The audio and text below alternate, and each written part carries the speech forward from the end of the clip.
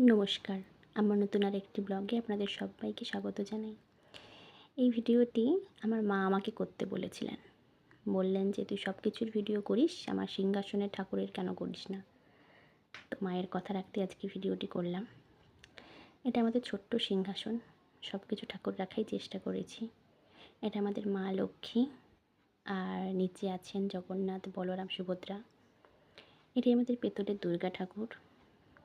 এটি মা কিনেছিল, প্রতিষ্ঠাও হয়েছে। এটি হলো সরস্বতী ঠাকুর, পাথরের সরস্বতী। আর এখানে আছেন বজরংবলী বা হনুমানজি, যে যাই বলেন না কেন। ওপরে আছে আমাদের রামলালা, রাম ঠাকুর। আর এর নিচে আছে আমাদের ছোট্ট গোপাল, গোপুসোনা।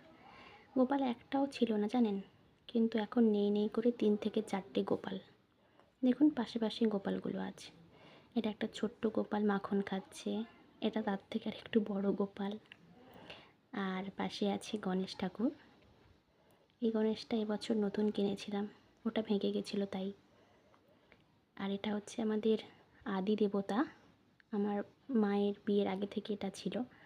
এটা হচ্ছে পেতলের লক্ষ্মী নারায়ণ, আমার ঠাম্মা পুজো করতেন, এখন দেখি মা পুজো করেন। এটা আমাদের আদি ঠাকুর।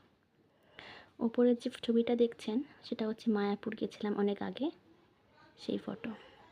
আর এটা হচ্ছে তারাপীঠের তারা মায়ের ফটো, এটা মা তারার।